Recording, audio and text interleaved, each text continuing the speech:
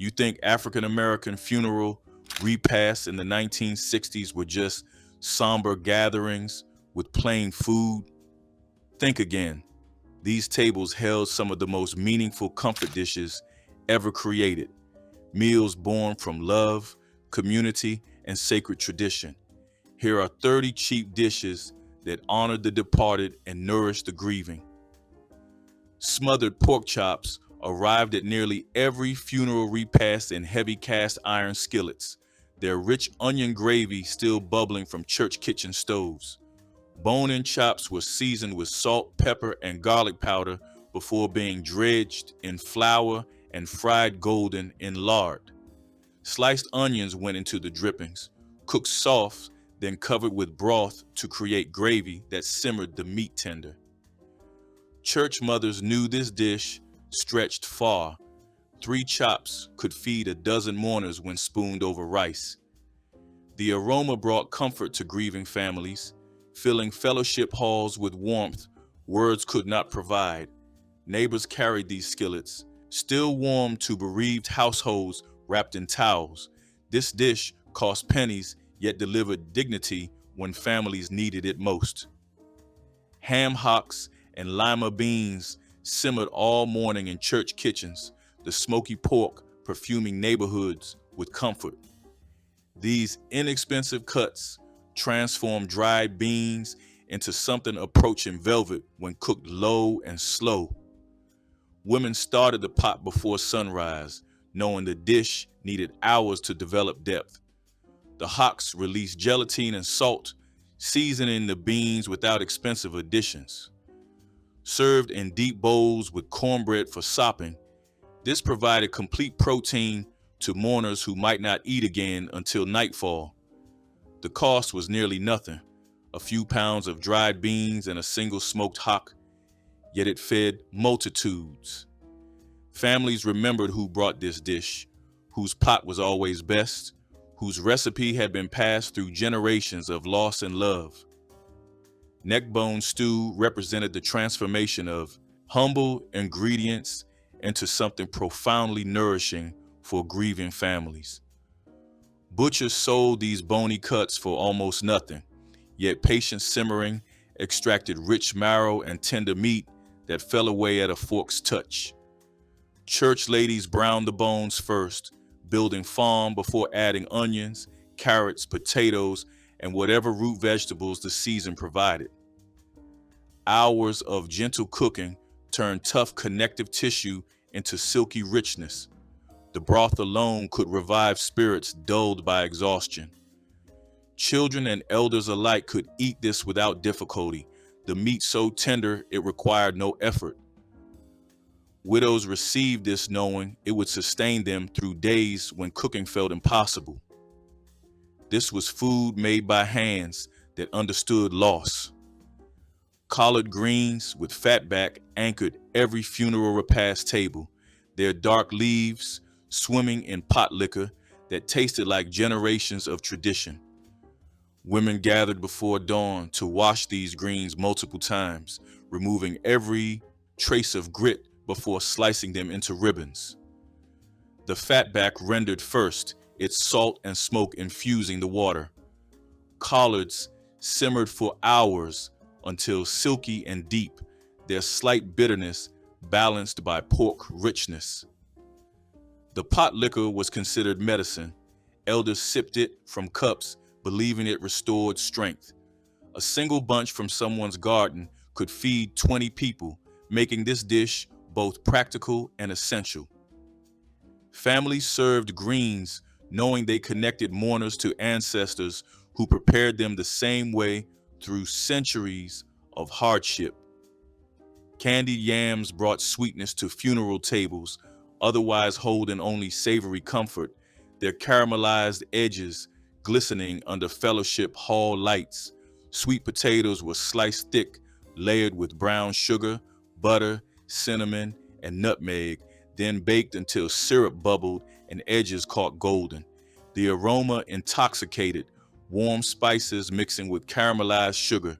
Children gravitated here first, needing sweetness to balance grief they did not fully understand. The cost was minimal, Since sweet potatoes grew abundantly in southern gardens, women took pride in their candied yams, each recipe slightly different, each family's version considered definitive. This dish reminded mourners that sweetness existed even in sorrow, that celebrating life required both tears and comfort. Black-eyed pea salad appeared at summer funeral repasts when cold dishes provided relief from southern heat and heavy grief. Dried peas were simmered tender but not mushy, drained and dressed while warm with vinegar, oil, diced onions, and bell peppers. The vinegar's sharpness cut through richness of fried meats, dominating most tables. This dish could be made days ahead and actually improved as it sat, flavors melding into something tangy. Church ladies appreciated its practicality. No reheating needed, no worry about spoilage in crowded halls lacking refrigeration. The peas provided protein while vegetables added crunch and color to plates otherwise brown and beige. Families recognized this as the work of experienced cooks who understood mourners needed balance. Potato salad with boiled eggs caused quiet competition among church women, each convinced her version was superior. Russet potatoes were boiled just tender, cubed and dressed while warm so they absorbed the mayonnaise mixture completely. Boiled eggs added richness, their yolks crumbling into dressing to create creamy pockets throughout. Some added sweet pickle relish, others insisted on dill. Celery provided crunch, while paprika dusted across the top announced care with presentation. This salad stretched expensive ingredients into portions feeding crowds. Children requested seconds, finding comfort in familiar creaminess during confusing days of adult tears.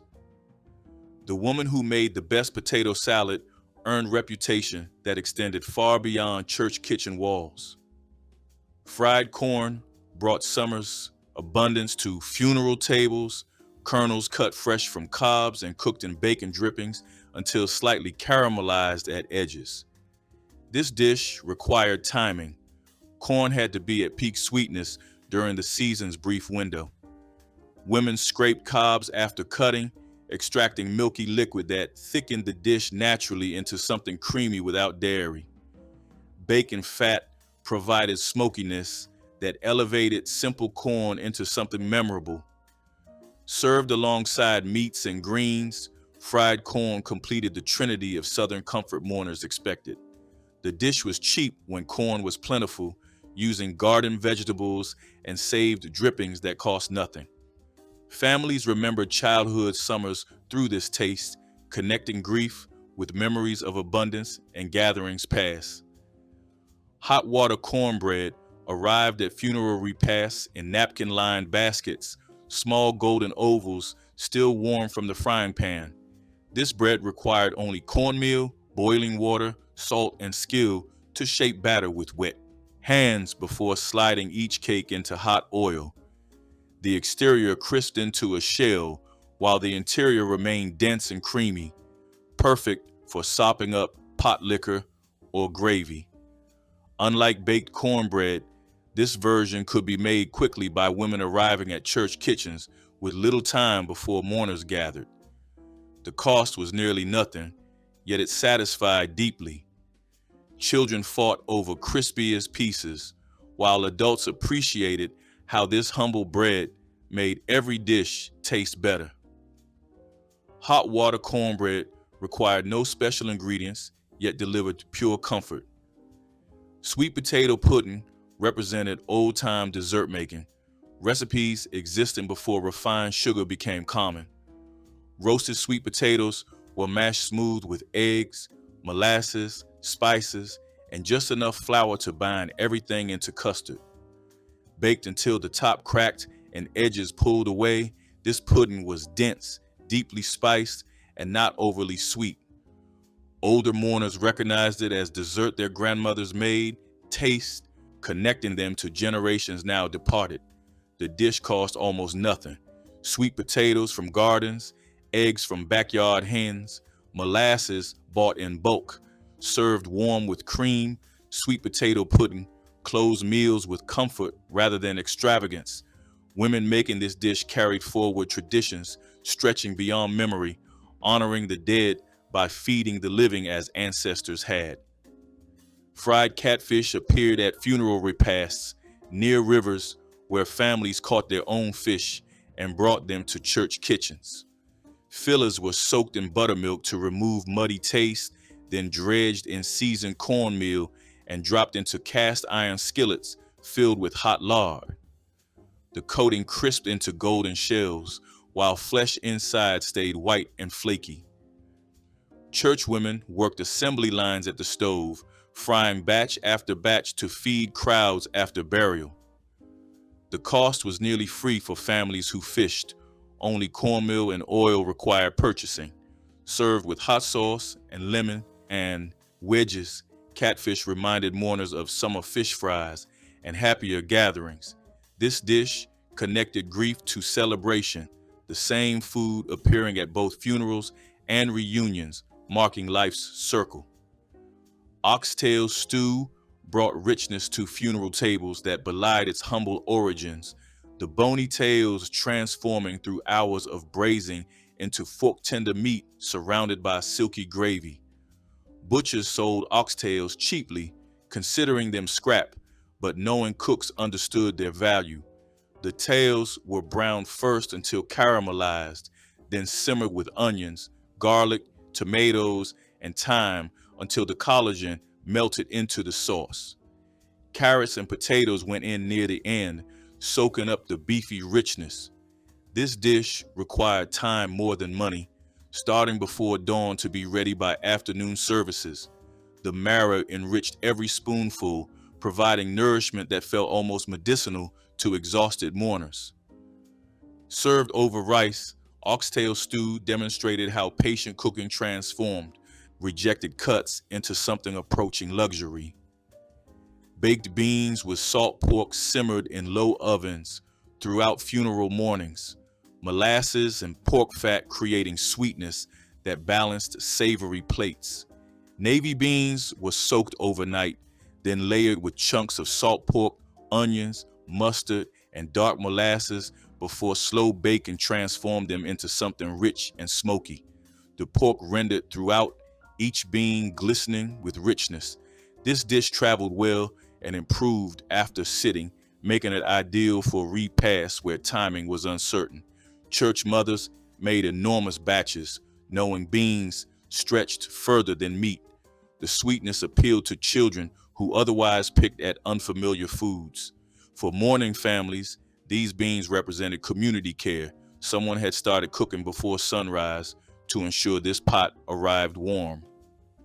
Stewed cabbage with smoked neck bones offered another way to stretch inexpensive meat into something that flavored an entire pot of vegetables. The neck bones simmered first, their smoke and salt infusing the cooking liquid before wedges of cabbage were added to wilt and absorb every bit of flavor.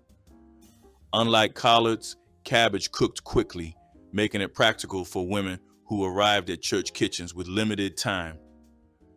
The finished dish was tender but not mushy, each wedge still holding its shape while tasting deeply of pork. This was weeknight food elevated to funeral service, simple, cheap, and deeply satisfying. Families appreciated its practicality and familiar taste during days when nothing felt normal. The cabbage provided vitamins while the meat offered protein, together creating a complete dish from almost nothing. Rice and giblet gravy stretched precious poultry into portions, feeding crowds. The organ meats simmered into rich brown sauce poured over fluffy white rice. Giblets, hearts, livers, gizzards, and necks cost almost nothing yet delivered intense flavor when chopped and cooked slowly with onions and flour. The gravy turned dark and savory, each spoonful containing bits of tender organ meat. This dish appeared at nearly every funeral repast because rice was cheap and filling, while giblets came free with every chicken purchased for frying. Church women made gallons of this gravy, knowing it would disappear quickly as mourners sought comfort in its familiar richness. Children who wrinkled noses at the idea of organs ate this gravy without complaint, the meat chopped fine enough to pass unnoticed. This was practical cooking that wasted nothing. Peach cobbler arrived at funeral repasts in deep baking dishes, the fruit bubbling beneath golden crusts that shattered at the touch of a spoon. During summer, fresh peaches were sliced and sugared until their juices ran. In winter, home-canned fruit provided the same comfort. The topping varied by cook. Some preferred biscuit dough dropped in mounds, others rolled pastry laid across the top. Butter dotted throughout melted into the fruit, creating richness that balanced the peach's tartness. This was the dessert that caused the most requests for seconds, its warmth and sweetness providing comfort that savory dishes could not match. Served in fellowship halls, still slightly warm from the oven, cobbler reminded mourners of summer abundance even during seasons of loss. The cost remained low, requiring only fruit, flour, sugar, and butter. Pound cake stood as the foundation dessert at every funeral repast, its dense, golden slices requiring no frosting to satisfy. The recipe was ancient, a pound each of butter, sugar, eggs, and flour, beaten by hand until batter turned smooth. Church mothers baked these cakes in loaf pans or bump molds, kitchens filling with scent of butter and vanilla. The crumb was tight and moist, each slice substantial enough to feel like sustenance. Pound cake traveled well without refrigeration and improved after resting. Mourners ate slices plain or topped with fruit, the cake's richness needing no enhancement. This was the dessert grandmothers were known for, their recipes guarded and passed down. At funeral repasts, pound cake represented continuity, the same taste spanning generations of loss and celebration. Banana pudding filled deep dishes at funeral repasts, layers of vanilla wafers, sliced bananas, and homemade custard topped with clouds of meringue browned under broilers. Church women made the custard from scratch, stirring eggs, sugar, and milk over low heat until thick enough to coat a spoon. The wafers softened as they sat, absorbing custard until they melted against the tongue. Fresh bananas were sliced just before assembly to prevent browning, their sweetness essential to the whole. Children circled these dishes, waiting for permission to take portions. The meringue was the crown, beaten egg whites sweetened and piled high, then baked golden. This dessert was pure comfort, its flavors familiar and its texture soothing. Banana pudding appeared at celebrations and funerals alike, marking both joy and sorrow with the same sweetness. Lemon icebox pie provided cool relief at summer funeral repasts when heavy dishes needed balance. The filling was simple: sweetened condensed milk mixed with fresh lemon juice, the acid thickening the milk into custard without cooking. Poured into graham cracker crusts and chilled until firm, these pies were tangy, sweet, and smooth. The no-bake method made them practical for women without time for elaborate preparation. Church ladies stored them in ice boxes until serving, cold temperature essential to the pie's appeal. Each slice was bright and creamy, cutting through richness of fried foods dominating plates. Lemon icebox pie represented clever cooking, maximum result from minimum effort, flavor achieved through chemistry rather than heat. This was the pie that surprised mourners, its tartness waking palates. Sweet tea flowed endlessly at funeral repasts, gallon after gallon brewed strong and sweetened until spoons nearly stood upright in the amber liquid. Church women started brewing before dawn, steeping tea bags in boiling water before adding cups of sugar while still hot. The result was sweeter than visitors expected, meant to provide energy and comfort in equal measure. Served over ice in fellowship hall kitchens, sweet tea accompanied every plate and cooled every mouth between bites of heavy food. Children drank it freely, while adults refilled cups throughout long afternoons of condolences. The cost was minimal: tea, sugar, and water, yet its presence felt essential. No funeral repast was complete without pitchers at every table. Sweet tea was hospitality in liquid form, offered freely to all who gathered. Cracklin cornbread arrived at funeral repasts, studded with crispy bits of rendered pork skin that added richness and crunch to every bite. Church women made this bread by stirring cracklings, remnants left after rendering lard, directly into cornmeal batter before baking in cast iron.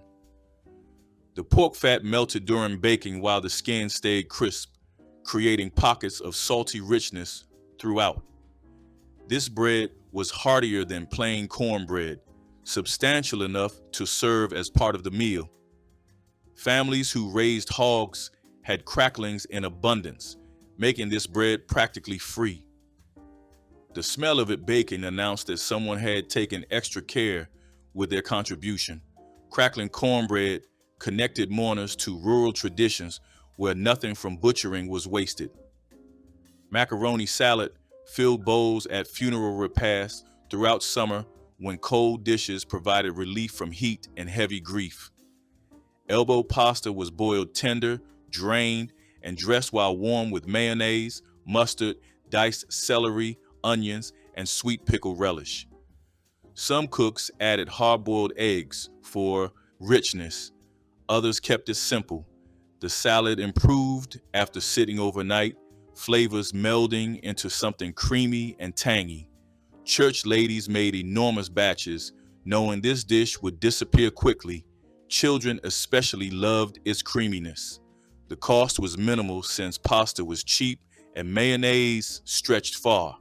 Macaroni salad traveled well and held up through long afternoon services. This was practical food that required no reheating, yet delivered genuine satisfaction to mourners seeking comfort. Cornbread dressing anchored holiday funeral repasts with savory richness, connecting mourners to every Thanksgiving they remembered. Day-old cornbread was crumbled into bowls with diced celery, onions, sage, and sometimes boiled eggs. Chicken broth moistened everything into stuffing that baked until the top turned golden and slightly crisp. Some families added oysters, others kept it traditional. The sage perfumed kitchens with scent that evoked memory and comfort.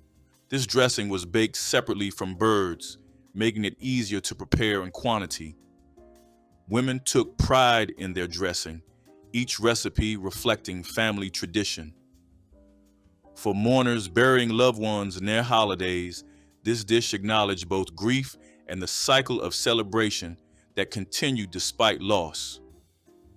Pickled pig's feet appeared at funeral repasts in glass jars, the gelatinous meat having cured for weeks in spiced vinegar brine. These were not everyday food, but special occasion provisions, the kind of dish that older mourners remembered from their own childhoods. The feet were first boiled until tender, then packed into jars with bay leaves, peppercorns, onions, and hot peppers before being covered in vinegar. The brine transformed tough collagen into something silky that melted on the tongue. Younger generations sometimes hesitated at the sight, but those who grew up eating pickled feet reached for them without pause.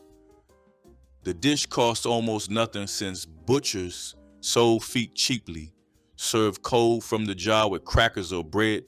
Pickled pig's feet represented the old ways of preservation and the refusal to waste any part of the animal.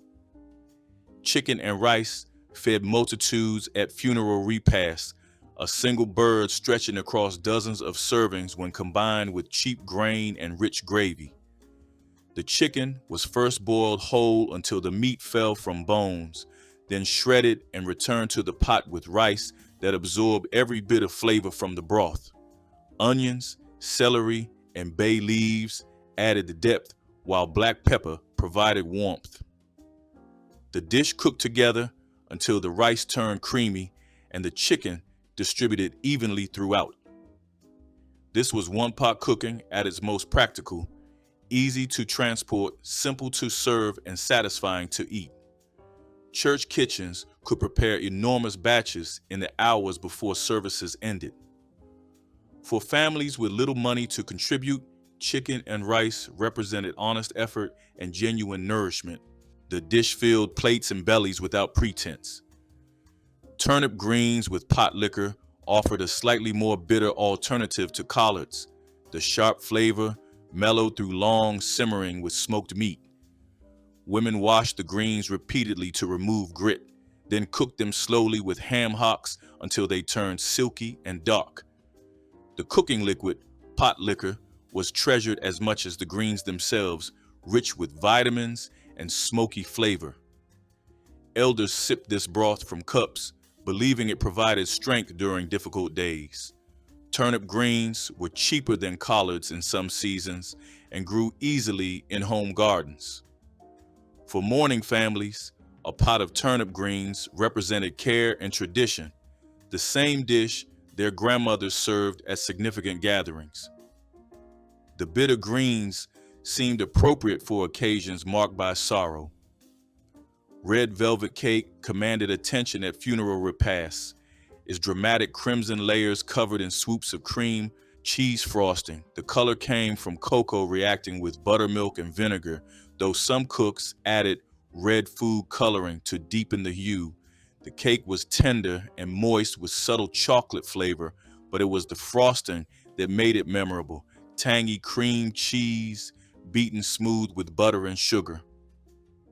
Church women baked these cakes in 3 layers, stacking them high with frosting between. The result looked almost too beautiful to cut. Red velvet cake was reserved for significant occasions, gatherings where presentation mattered. At funeral repasts, its presence announced that someone had invested serious effort to honor the departed. Chitlins appeared at winter funeral repasts, their distinctive aroma announcing their presence long before serving dishes were uncovered. These pig intestines required hours of cleaning before they could be boiled tender with onions, vinegar, and red pepper flakes. The smell during cooking was polarizing, beloved by those who grew up with it, challenging for those who did not. Properly prepared chitlins were tender and rich, served with hot sauce and eaten with cornbread.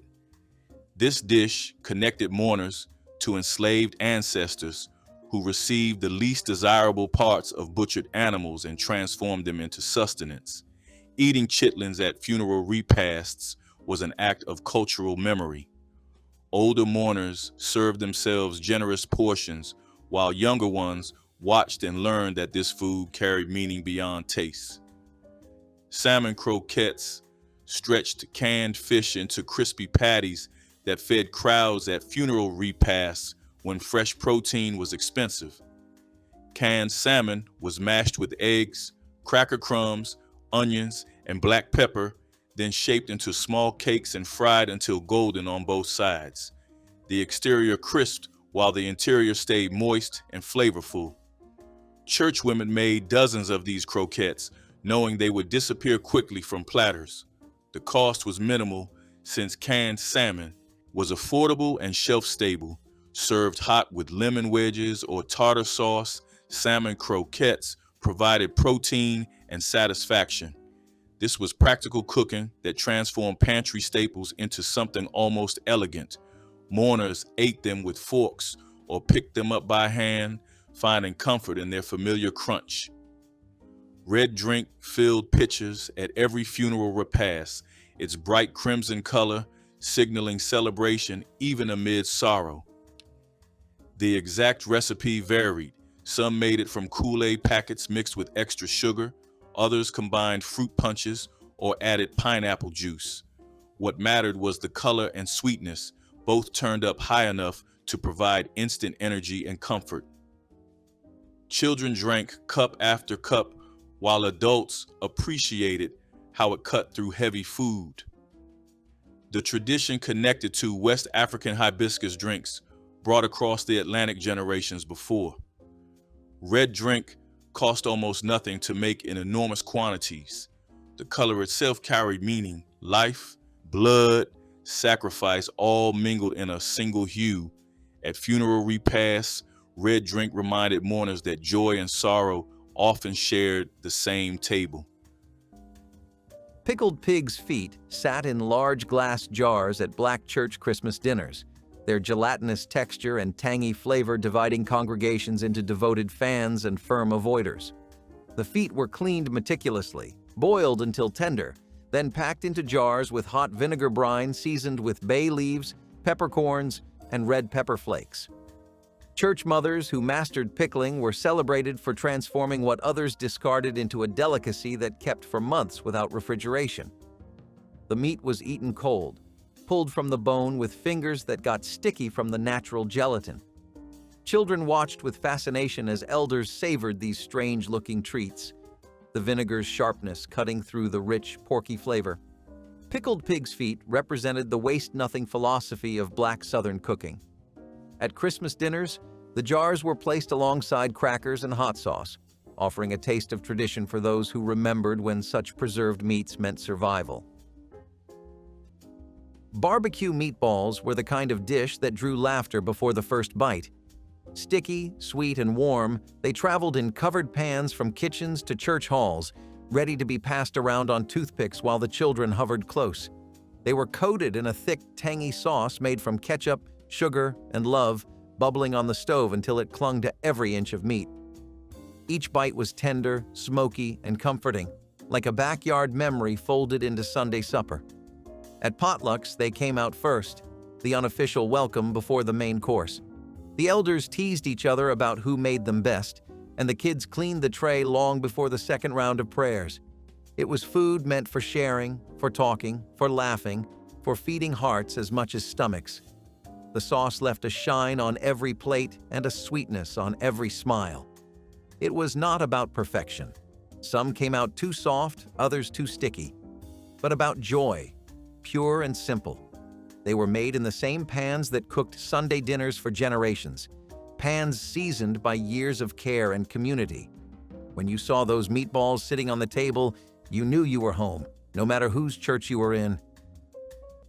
Candied yams were memory disguised as dessert, gleaming under syrup that caught the light like stained glass. They started as humble sweet potatoes, peeled and sliced by hand, then simmered with butter, sugar, and a whisper of cinnamon until they melted into themselves. Every forkful felt like Sunday comfort, the kind that lingered even after the plates were cleared. The smell filled every corner of the church hall, warm and familiar, bringing people back to childhood kitchens. There was something sacred about watching elders spoon them out with quiet pride. This dish did not need decoration. It already carried the glow of love. The yams were passed down like stories, like names, unchanged through generations because nothing about them needed fixing. When people said, "sweet," this is what they meant. The caramel syrup bubbled thick and glossy, coating every piece in warmth, the kind that stuck to memory long after taste faded. Sometimes a sprinkle of nutmeg or clove gave it a deeper note, but never too much. The sweetness spoke for itself. Candied yams did not rush. They took their time, slow and sure, like all things made with patience and heart. On church tables, their color alone brought smiles, that deep orange glow of comfort that meant home had arrived. In modern celebrations of African American foodways, watermelon rind pickles and stews continue to honor those who preserved health and dignity through skilled cooking even when denied basic freedom. Roasted chestnuts carried warmth and nourishment through the cold months when plantation rations were meager and gardens lay dormant. Enslaved families foraged chestnut trees that grew wild in the surrounding woods, gathering the smooth brown nuts and roasting them in hearth ashes or iron skillets until their shells cracked and the sweet flesh softened. The nuts' high energy content and natural sweetness made it an important source of calories and comfort, especially during long winter evenings. Roasted chestnuts became part of a wider African American food tradition, appearing in holiday celebrations and roadside markets after emancipation. Their gentle flavor paired well with cornmeal breads and simple stews, and many families passed down techniques for roasting and storing them long after the plantation era ended. Today, roasted chestnuts sold at winter festivals and city street corners carry echoes of that history, reminding us that what began as a survival practice also nurtured community and seasonal ritual for generations who transformed hardship into enduring culture. Fried green tomato. Po' boys turned unripe tomatoes into a sandwich that tasted like pure coastal sunshine wrapped in crunchy cornmeal. Thick slices of firm green tomatoes were dredged in seasoned cornmeal and fried until their edges crisped and their centers softened just enough to release a bright tang. Piled high on soft French bread with a smear of remoulade and a handful of shredded lettuce, they became a favorite along Gulf Coast streets where shrimp boats docked and music floated from open windows. Vendors often sold them at fish fries and fairs when seafood prices climbed too high, proving that a garden vegetable could carry the day as well as any oyster or crab. Families remembered the scent of hot oil and the pop of cornmeal batter while waiting in line for a sandwich that blended thrift and celebration. Today, fast food counters try to imitate the flavor, but they cannot capture the quiet magic of fresh garden tomatoes picked before ripening, fried in backyard kitchens, and shared among neighbors who knew the value of every bite. Stewed chicken backs were one of those meals that turned scraps into sustenance. In the 1960s, the back of the chicken was considered the cheapest cut, with little meat clinging to the bones. My grandmother bought them in bulk, cleaned them, and simmered them for hours with onions, potatoes, and carrots until the broth grew rich and fragrant. The long cooking softened the bits of meat so they slid easily from the bones, creating a meal that was both filling and flavorful. Families served the stew over rice or with cornbread, stretching the broth even further. The dish carried smoky undertones if she added a ham bone or a splash of fatback, but it was nourishing even without extras. What made it memorable was how something so overlooked could still feel satisfying and dignified at the table. Stewed chicken backs reminded families that nothing should be wasted, and even the smallest scraps could anchor a full dinner. It was a meal of patience, thrift, and creativity, proof that the cheapest part of the bird could still feed a household with warmth and pride. 7-Up pound cake stood tall on black church Christmas dessert tables, its dense golden crumb and subtle citrus flavor making it one of the most beloved cakes of the era. The secret ingredient, a full bottle of lemon-lime soda, gave the cake a tender texture and light sweetness that distinguished it from traditional pound cakes. Church mothers creamed butter and sugar until fluffy, added eggs one at a time, then alternated flour with the fizzy soda until the batter reached perfect consistency. The cake baked slowly in a tube pan until a toothpick came out clean and the top turned golden brown. Some versions were glazed with a mixture of powdered sugar and lemon juice, while others were served plain, their simplicity their greatest virtue. 7-Up pound cake traveled well, sliced easily, and kept for days. All practical considerations for church dinners where food had to feed crowds. The cake represented mid-century ingenuity, using a commercial product to achieve results that felt homemade and special. Neck bones and rice transformed what butchers considered scraps into rich, satisfying meals with minimal expense and maximum flavor. Pork neck bones were browned in large pots until caramelized, then simmered for hours with onions, garlic, and bay leaves until meat fell from bone. White rice served as bed for tender meat and thick gravy, providing complete nutrition. Church mothers understood neck bones required patience and proper seasoning, transforming tough cuts through slow cooking. These bones cost almost nothing at Black-owned butcher shops, making them perfect for feeding crowds on limited budgets. The dish appeared at weeknight suppers and revival meetings, where its hearty nature sustained people through hours of worship. Children learned that good food did not require expensive ingredients, just knowledge, time, and care. Neck bones and rice represented resourcefulness, allowing Black communities to thrive despite economic challenges, proving dignity and deliciousness could emerge from what others discarded. Corn pudding was quiet in its beauty, but it had a way of humbling every plate beside it. Sweet and custardy, it shimmered when it came out of the oven, golden on top and tender within. It started from simple things: eggs, milk, and corn cut fresh from the cob, but it ended as something sacred. This dish spoke of gardens tended by hand, of rows of corn tall enough to touch the sky, and of cooks who turned harvest into grace. Grandmothers measured nothing, just poured and stirred until the texture felt right, tasting the batter with the edge of a spoon. When it baked, the kitchen filled with the kind of smell that made you stop what you were doing. It was soft and creamy, slightly sweet, with little bits of corn giving it a rhythm all its own. At church dinners, it disappeared quietly, spoon by spoon, without needing praise. It was not fancy, but it was honest. And that made it unforgettable. Every family had their own little trick, a splash of cream here, a dusting of nutmeg there. But no matter how it was made, it always carried the same heart. You could find it on tables beside roast chicken, collard greens, or baked macaroni, holding its own with quiet dignity. It was the kind of dish that reminded everyone that love did not have to shout. Sometimes it simply glowed. Wild rice pudding combined indigenous grains with African-inspired preparation to create a dish both nourishing and subtly sweet.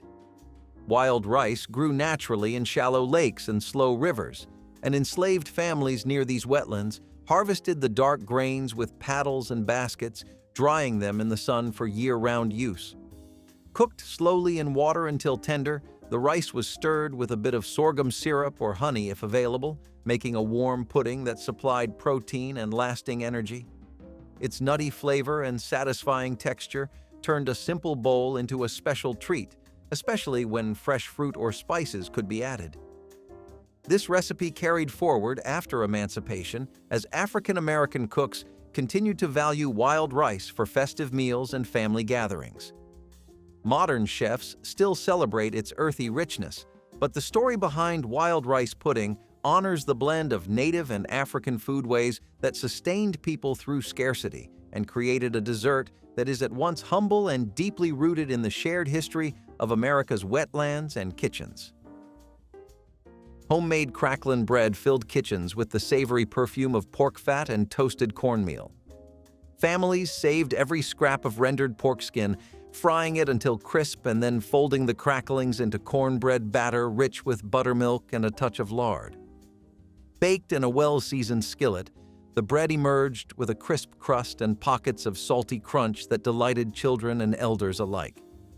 It was a dish born of necessity, ensuring nothing from the hog went to waste, but it also became a treat that people looked forward to at Sunday dinners. Neighbors often traded cracklings after a hog killing, turning the preparation into a social event that celebrated thrift and flavor. Today, store-bought cornbread mixes rarely capture the depth or texture of the old-style cracklin bread, and few families still render their own pork. For those who have tasted it, the memory of that smoky, savory slice remains a reminder of community resourcefulness and the joy of making something extraordinary from humble ingredients. Fish head stew was a dish born out of necessity, yet it carried surprising depth and flavor. Fish heads, often discarded by others, were simmered slowly with onions, potatoes, and rice until they yielded every ounce of richness to the broth. My grandmother insisted the heads made the stew better than fillets, providing body and nourishment that nothing else could. The bones and skin flavored the liquid until it turned hearty and comforting. Potatoes stretched the meal, rice thickened it, and vegetables added substance, turning scraps into a filling supper. The taste was strong, earthy, and unforgettable, reminding everyone that no part of food should go unused. For Black families in the 1960s, fish head stew was a common way to stretch the catch of the day, ensuring nothing went to waste.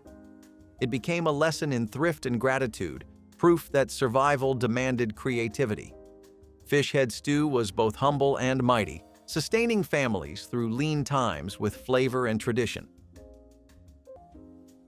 Brown sugar-glazed ham served as the crowned centerpiece of Black church Christmas dinners, its surface scored into diamond patterns and studded with whole cloves before being brushed repeatedly with a glaze that turned impossibly shiny during roasting.